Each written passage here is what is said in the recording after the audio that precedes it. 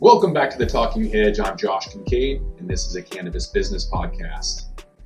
One of the repeated themes of this podcast is the legitimization of cannabis, the professionalization and moving towards legalization.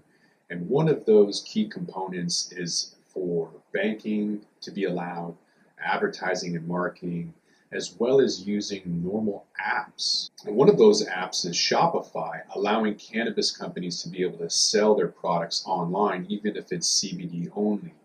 A lot of these companies that are services, whether you're a graphic designer or otherwise, are getting kicked off of Facebook and Instagram. They're being dropped by their banks, and they're not allowed to collect money from PayPal or other services. So anybody who has cannabis or CBD or anything like that, marijuana in their name, has been targeted. So CNBC has an article where Jim Cramer of Mad Money interviews someone from Shopify, noting that two of the world's largest licensed marijuana producers are using Shopify to sell cannabis online. I personally know several people who have been kicked off of that platform, so the fact that they're allowing these bigger companies to come back on should give the green light for everybody. Although that won't be the case, we'll at least start to see more companies coming on board and being able to utilize existing platforms that every other industry has had that opportunity, and yet cannabis has been kicked off or pushed out or delayed or just flat out not allowed. So the article goes on to say that Jim Cramer, speaking to the chief operating officer about the e-commerce company's push into the cannabis industry. They were very clear on how they were roll out the commercialization and the legalization of cannabis sales on the consumer side. And we felt it was really important for us to act quickly and effectively to not only win as much of the Canadian market as we possibly could, but also to show the rest of the world, as they begin to think about cannabis sales, that we're the first phone call that they should be making. So there you have it. They had the opportunity. They kicked people off, but now that big money is in the game, they feel that there's not going to be pushback or investor negative sentiment or regulatory issues that are going to discredit their business or hurt their revenues. It's a play on money, really. But we'll take it. In New Haven, Connecticut, Weed Maps has a billboard that says weed is legal in 60 miles. So I can see the controversy. It's outside the state. It's telling you drive one more hour and then you'll have legal cannabis. It's putting pressure on that community, which I think is great. It shouldn't be illegal to begin with. But organizers in New Haven are taking a stand against Billboard, telling the drivers pot is legal in Massachusetts, just trying to get the word out there. Happening today, community advocates are drawing attention to a billboard and its message in New Haven, which lets drivers know that marijuana is legal just across the border in Massachusetts. Channel 3 Eyewitness News reporter Carolina Cruz is live in New Haven this morning with more about the reason behind today's rally. Good morning. Good morning, Caitlin. Well, organizers will be here on the ground, but they're protesting this sign here off of I-91. They'll be here from 10 until noon today. They say, even though it's short, the message has big effects. The sign reads, weed is legal in 60 miles. It's about the distance to the Massachusetts border, where pot is legal. Today, community advocates against substance abuse are countering the 6-word sign. The billboard is an ad for a company called Weed Maps. It's a website and app where you can connect with marijuana dispensaries. Turnbridge, a facility treating folks with substance abuse and mental health disorders, put up a counter billboard that points out addiction treatment is closer. The facility says among the young men and women they treat, some are addicted to marijuana. Organizers of today's rally want folks to be aware of the effects of the drug, especially driving under the influence. Normalization has been a fight for a long time in the cannabis industry, pushing for acceptance, legalization, mainstream awareness of facts rather than fiction. In my opinion, one of the simplest ways to do that outside of legalization is to allow for consumption lounges. Once people are able to see who's there, that is normal, that is not evil, just the presence of it will change everything. And so Michigan is allowing the first cannabis lounge as a chill alternative to bars. There are cities and townships across Michigan that are adjusting to new legal adult use cannabis laws. And some businesses are allowing consumers to sit down, socialize, and pass around a vape pen without any sidelong glances. Consumption lounges have caused controversy in other states, and it's most likely a wait-and-see game for cannabis operators in Michigan, with one exception. It's always one exception. In Portland, you had one exception when there was the world-famous Cannabis Cafe. Colorado just opened Tetra 9. It's a consumption lounge. Alaska has gone back and forth. California opened one up in Hollywood. So you're starting to see people that aren't necessarily given the green light, but are still pushing ahead. More than likely, they're going to lose out like they did in Washington State. We have a Class C felony on consumption lounges, probably the most strict of its kind. But yet there was still a company called Seattle Zero. They opened up. It's now a pizza shop, so they lost all of their investment capital in that. But with the addition of each new state coming online, we're going to see a lot more consumption lounges coming on and going offline as well. Cannabis normalization comes in a lot of different forms. One is recycled packaging, not necessarily a sexy topic, but one that needs its attention. There's an ocean-friendly approach to cannabis packaging with Santa packaging.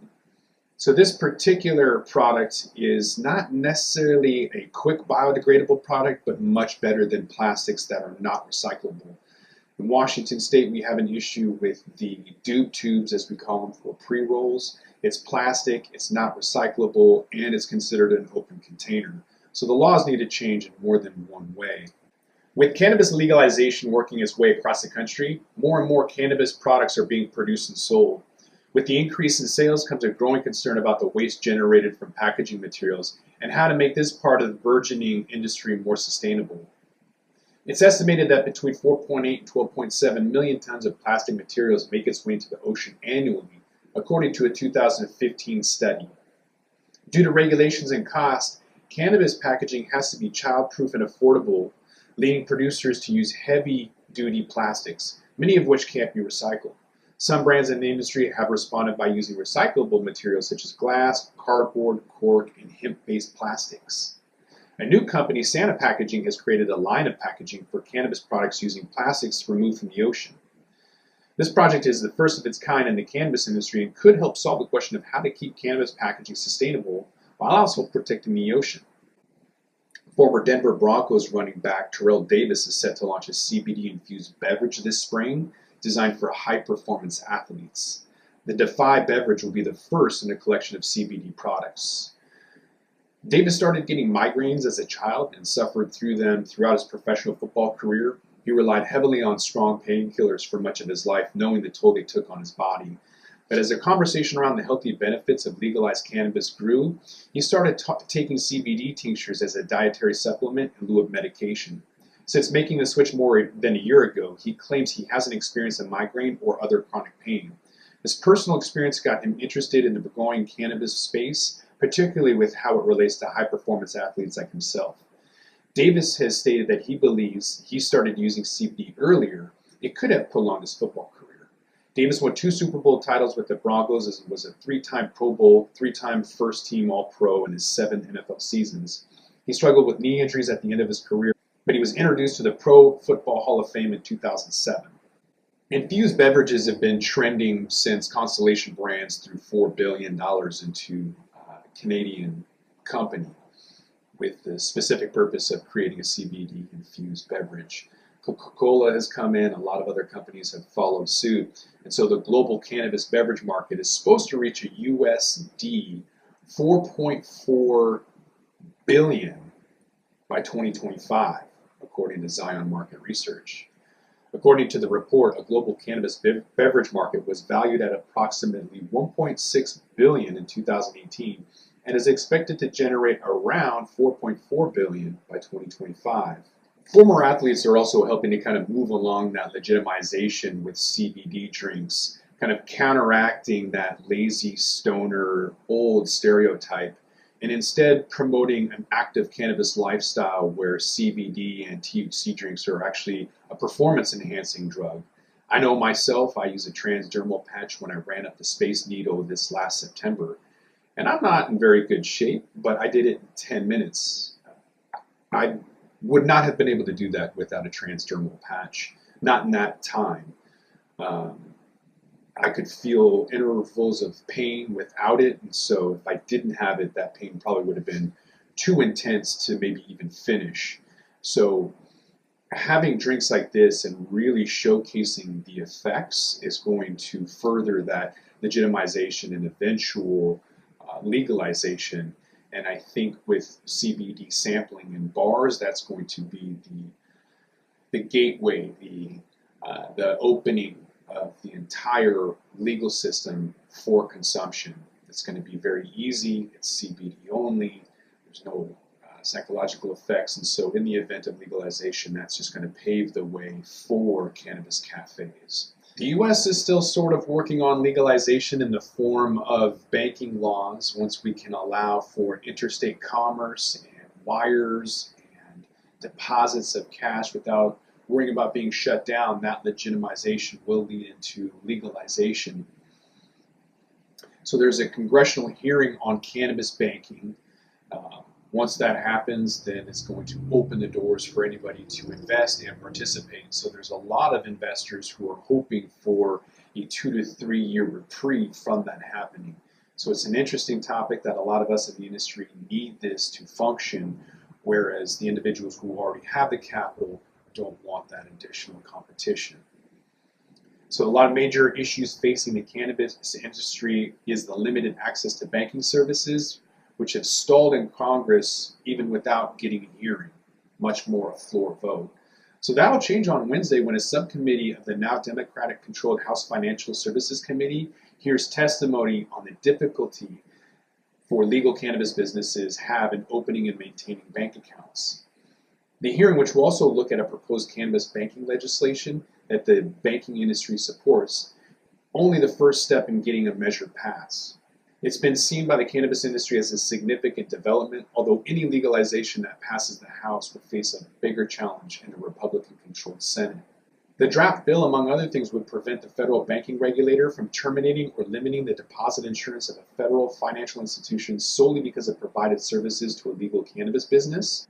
It would also prevent a federal banking regulator from prohibiting, penalizing, or discouraging banks from providing services to legal cannabis businesses, as well as taking adverse action on a loan made to a legal cannabis business. Banking for the cannabis industry is only a matter of time, but I'm sure a lot of businesses would prefer now rather than later. So fingers crossed it happens soon. And which should come as no surprise, the latest trends in cannabis company fundraising is bigger deals, new markets coming online. The North American cannabis sector experienced a decline in the frequency and sum of capital raised over the last 5 weeks in 2019 versus the same period last year. At the same time, the average of each deal size increased during the same period. So during the first month of the new year, Viridian tracked capital raises among public and private companies that totaled $686 million versus $820 million. The average deal size is on the rise, jumping from $13 million in 2018 to $24 million in 2019. So while private capital raises year-to-date 2019 have outpaced those in the first 5 weeks of 2018, public raises have lagged behind. The key driver in this year's reduction stems from a decline in funding activity for Canadian licensees and license applicants. In early 2018, these firms were rapidly raising funds to scale and prepare for the national adult use market that was legalized in Canada in late 2018. 420 investors Alan Brockstein said investors should expect to see capital raises shift towards the United States and other regions. He said that most of the capital raises for Canada is done and that many of the operators will see free cash flow moving forward. He added that we may see some issuances of debt in Canada, but the bulk of the equity capital raises is complete in his view.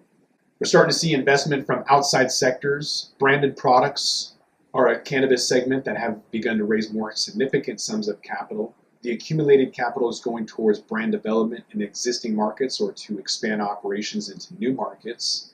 And Viridian's findings and other market discussions have led to some in the space to expect that more of the same is moving forward. Viridian expects to see a continued increase in capital raises in larger sizes, and this trend would be further propelled as the industry develops, along with the industry's more mature players. The emergence of larger entities from alcohol and tobacco and other sectors will likely result in additional strategy investments. This year may bring investments from industries like hospitals, food, entertainment, retail, packaging, wellness, and automotive. I just heard that GNC and CVS have agreements to launch their own CBD lines, so I would look at coffee shops and smoothie joints also having CBD products for performance enhancement recovery. New frontiers of legalization may result in similar financing activities, such as the Farm Bill's nationwide legalization of hemp. New products, technologies, and services are constantly being created, and these businesses will need to be capitalized, likely by smaller initial raises. Canadian companies have plenty of money and are apparently shaping how the U.S. cannabis sector looks. Not all of these companies are cannabis companies. There's a British-based Village Farms that's a producer of hydroponically grown greenhouse tomatoes, bell peppers, and cucumbers. They shifted into cannabis just to diversify, probably a money grab. Not always a bad thing, though. It's the company's first move into the cannabis space with a joint venture for a medical marijuana research company called Emerald Farms. The joint venture will be called Pure Sun Farms and has already converted 1.1 million square feet of greenhouse space in British Columbia. Recently, it was selected to supply Ontario Cannabis Store with products of the non-medical market. There are plans to convert the Texas greenhouse to hemp production if Texas legalizes hemp. So the company issued a press release back in December stating that it intended to aggressively pursue hemp and CBD opportunities in the U.S., but until Texas legalizes hemp, there can be no immediate plans in place to do so. So they did get the impression that the prep work would continue to be done prior to legalization, and has already been done in the conversions of the massive 5.7 million square foot facility could be done within 6 to 8 months of that legalization approval. So this is just one more incidence of a Canadian company who has access to capital coming back down in the U.S.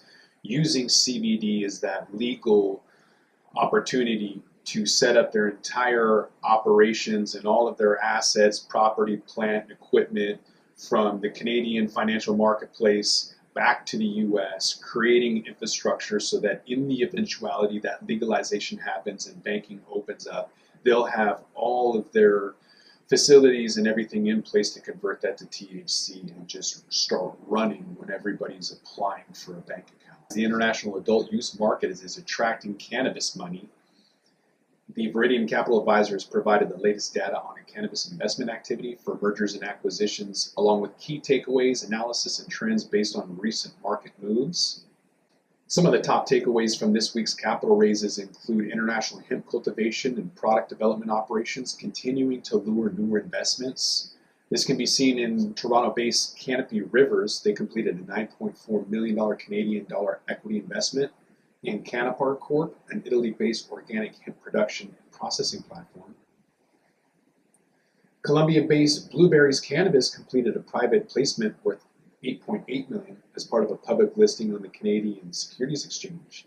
The deal underscores the continued interest in Colombian operators that are developing low-cost supply for international trade. So it looks like it's still the weekly capital raises are lower in frequency but higher in dollar amount, and yet the transactions are still increasing, so I'm not even sure that that's valid. So it looks like the M&A transactions by week are increasing. I would assume that the dollar amounts per transaction are also increasing, so those are all good plays. Some other top takeaways from the M&A scene is a land grab continued among U.S.-based multi-state operators, or MSOs. U.S.-based adult use operators, including producers and retailers, continue to be the top acquisition target, with nearly half a dozen deals logged just last week. Among them, you have a Vancouver-based C21 Investments. They closed this acquisition of Oregon-based cannabis producer Phantom Farms. Denver-based LiveWell and Enlighten Health closed on an acquisition of Fort Collins-based Green Meadows Wellness. And Chicago-based Verano Holdings finalized its acquisition of $4 Compassionate Care, a Massachusetts-based cultivator, producer, and retailer. Canadian stocks are still risky, as we can see with Canadian company Ascent Industries. They had their license revoked from Health Canada for a number of reasons. What I've heard is that there was some cannabis that was left out, ready to be sold to a non-registered dispensary, and they already had vape pens and oil being sold to non-registered dispensaries or medical shops. And oil isn't legal, neither are edibles. So they received that slap on the wrist and a warning, and then 6 to 9 months later, Health Canada came back and it was still happening. So Ascent Industry could lose their license as a result. They also have entities in Oregon called Sweet Leaf, as well as in Nevada. Nevada might lose their license too, because they were found doing the same thing.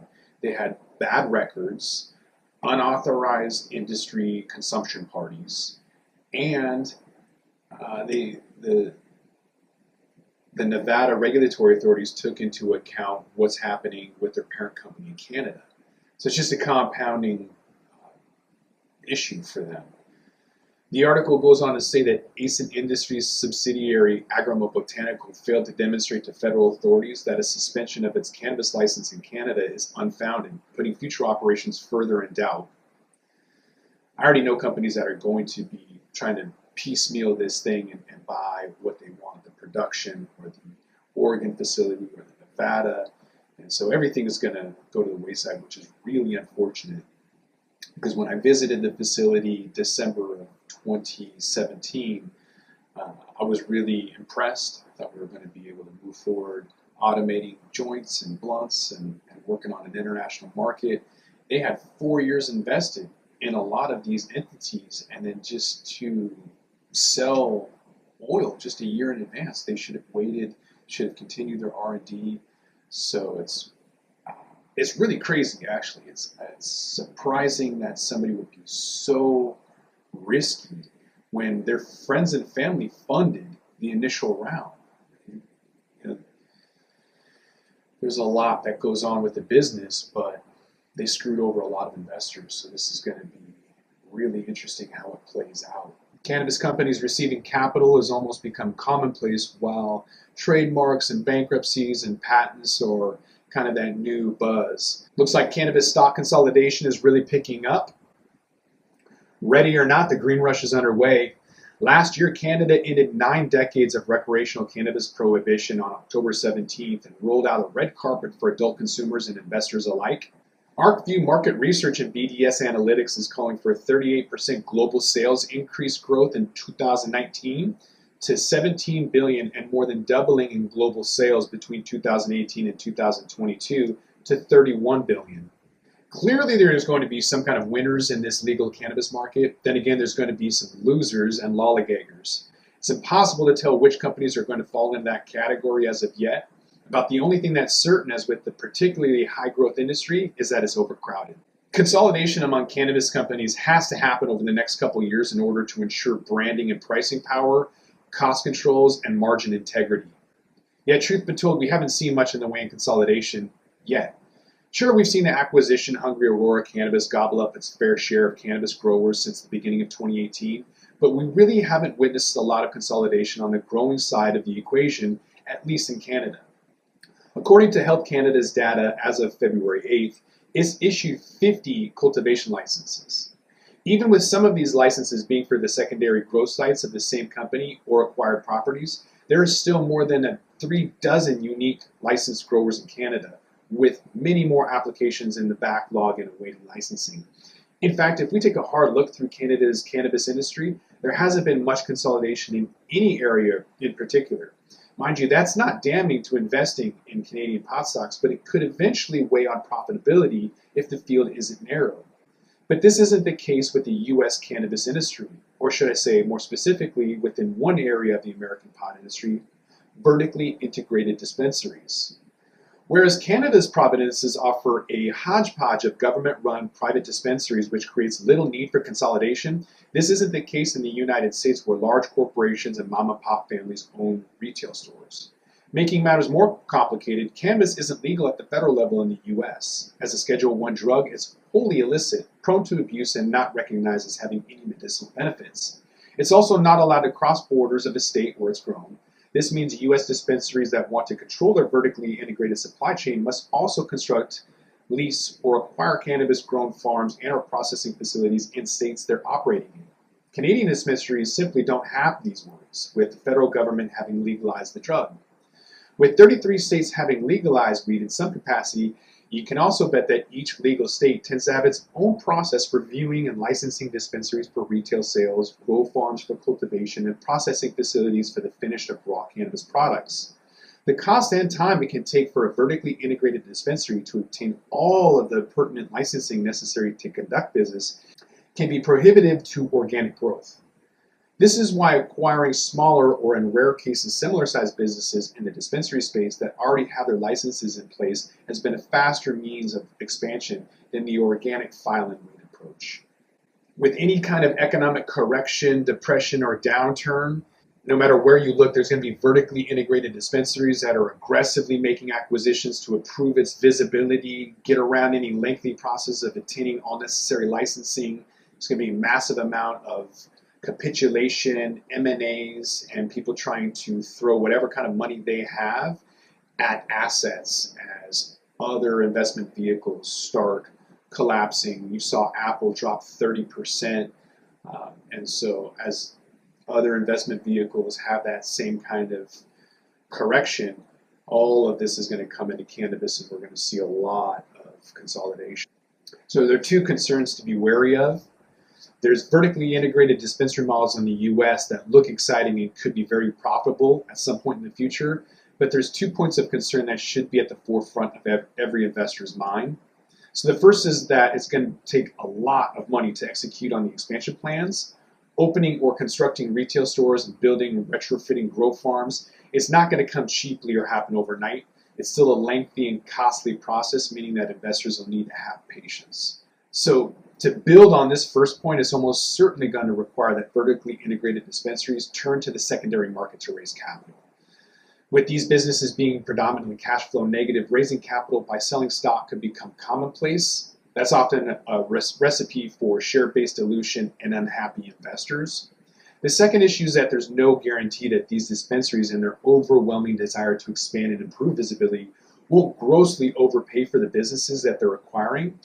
So while this consolidation is very much needed, it's going to take time to sort out which companies purchased their way into good deals and which ones did not, which makes a capital market analyst such as myself even much more valuable to help you differentiate what's garbage and what's not. So look to a good financial advisor.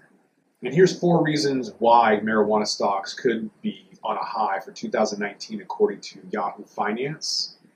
Number 1 is that legalization is taking place globally.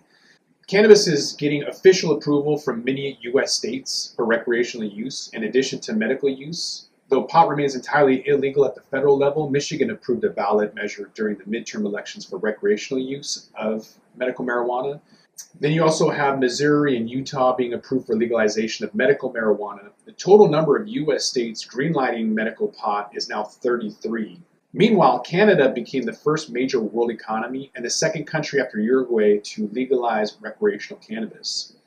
Although the opening up of several medical marijuana markets on the international level is pending, like Mexico, things are looking up in Germany and United Kingdom. Number 2 is that growing potential of cannabis in the beverage industry. We've seen a ton of money come in there, and that is part of that whole legitimization and legalization. Per an article published on Bloomberg, the cannabis and alcohol industries are gradually becoming a one-stop destination for recreation. A former CEO of Molson Coors believes that cannabis companies can see a huge growth as alcohol after the ban ended. The growing acceptance has led many brewers to come up with cannabis-induced beverages and ink deals with pot companies. Number 3 is that 2018 was a big year for cannabis deals. So apart from the Consolidation brands in August, other major deals included Marlboro cigarette maker Altria Group. They announced a $1.8 billion investment in Canadian producer Cronos Group. Notably, Aurora made some other big acquisitions last year, including the purchase of a Saskatchewan-based Canamed Therapeutics in May and Ontario-based MedRelief in July. Moreover, there were deals like Afria's purchase of Nuvara in March and Canopy Growth's acquisition announcement of US-based Ebu Hemp. MedMen Enterprise lately agreed to buy medical cannabis company PharmaCann. And number 4, you have a bullish analyst take. Barclays is betting big on cannabis and revealed that they have a position in Tilray, as well as boosted its bet in Cronos, and they're eyeing investment in the beverage giant Consolidation brands. Pot stocks have created a little bit of a buzz this year, and this ETF that crossed the $1 billion mark is part of that reason. A lot of investors and speculators are putting their money into portfolios and indexes as sort of peace of mind rather than just investing on one possibly risky IPO. The ETFMG Alternative Harvest Index has climbed almost 38% this year. The massive strength came despite disappointing earnings from Aurora Cannabis and Afria. This is because investors are capitalizing on the huge potential of the entire global cannabis industry, and with stocks being beaten down, there's an acronym, buy the fucking dip, which means every time it dips, you buy in, BTFD. So cannabis has been in focus, and these funds are tracking this index called the Prime Alternative Harvest Index, designed to measure the performance of companies within the cannabis ecosystem, benefiting from the global medicinal and recreational cannabis legalization initiatives. The fund holds 37 securities in baskets, and Canadian firms make up for about 57% of the portfolio, while American firms comprise only 33%. The ETF has an asset under management of $756 million and trades in good volume of around 820,000 shares, which is important. The volume is everything. A pump and dump system, for example, we saw a couple of years ago. Medbox, MDBX was the ticker symbol. We saw it go from $20 to $200 as investors pumped it up and then dumped it. And if you look at the volume, you can tell that it was only a short amount of people playing. So when you look at price movements, you need to be careful to also look at the volume, because if there's no liquidity, if there's nobody buying, you can't sell, you can't get out. So liquidity is an issue if you're looking at speculative penny stocks. Per an analyst at Cowen, the U.S.'s legal cannabis industry is expected to reach $80 billion by sales in 2030, surpassing the carbonated soft drink market in 2017. An analyst at Haywood Securities foresees potential growth in cannabis stocks, with the U.S. cannabis market expected to be worth between $16 million and $21 billion by the year 2022. The cannabis industry is emerging and poised for rapid growth given its widespread legality. Though cannabis remains illegal at the federal level in the United States, 10 states and Washington, D.C. have legalized recreational cannabis, while 33 states have legalized medicinal cannabis. Recreational cannabis is expected to be legal soon for adults over the age of 21 in New York. According to ArcView Market Research, the U.S.'s legal cannabis market is projected to reach $11 billion in consumer spending this year and more than $23 billion by 2022. During times of economic correction, whether it's a recession, depression, or shit hits the fan, whatever the scenario is, sin stocks always tend to do better. Being tobacco, alcohol, now cannabis, we should be able to see an inverse relationship during a downturn. So you'll see Facebook, Amazon, Netflix, Google, and bank stocks dive, while you'll see cannabis stocks increase. Indications of that happening are now, where the venture capital bubble just burst. So apparently SoftBank's top 2 investors are complaining about overpayment for tech companies. That to me is a first indication where that's already starting to occur. Your PE ratios are too high. When you're out there looking for value and Amazon as a tech company is buying their stock back, they're not providing you any value. They have a failed phone, they have failed products for a TV, their drone program hasn't taken off, so all of the investments that people are putting in haven't really come back in the form of products. Now their services are phenomenal. They have government contracts, probably no bid contracts, and their revenue was solid, but they're not paying any taxes on $11 trillion in revenue. And they're not really reinvesting it into solid products that I can tell. And so when other investors start to realize that, they're going to have a shift when it doesn't go up for no reason. And right now, I'm telling you that stocks are going up for no reason. That's all going to change. You see the venture capital bubble bursting when people are complaining about the lack of value and too high of pricing. So the price to earn, the earnings are so bad, the price is so high, that has to come back down to reality. So be on the lookout. I think there's going to be a lot more speculation as people pull their money from housing, the bond market, the equity market, and put it into cannabis specific. Ed Weiss, a partner at Cozen O'Connor in New York, said that federal patent laws allow for patents to be placed on plants. So different strains of cannabis can be registered with the U.S. Patent and Trademark Office. He explained getting a strain of cannabis patented doesn't present any unique problems other than the issues every kind of product goes through in the middle of the patent application process. The trademark place is trickier than the patent space, he explained. Michael Brubaker, the founder and principal of Canna Patents in Seattle, said he doesn't recommend companies get a federal trademark. It'd be really nice if they had a federal trademark for the company, but unless I can see that they have a business that they can separate from cannabis, I don't encourage them to, because of the United States Postal Trademark Office will go and look you up on Facebook. They're going to look at your company, and if your company is doing business in cannabis, as long as there's a trace of it, they're going to see it and they're going to say sorry. No. And with that, we're going to roll this one up. This is Talking Hedge. I'm Josh Kincaid, and I'm out.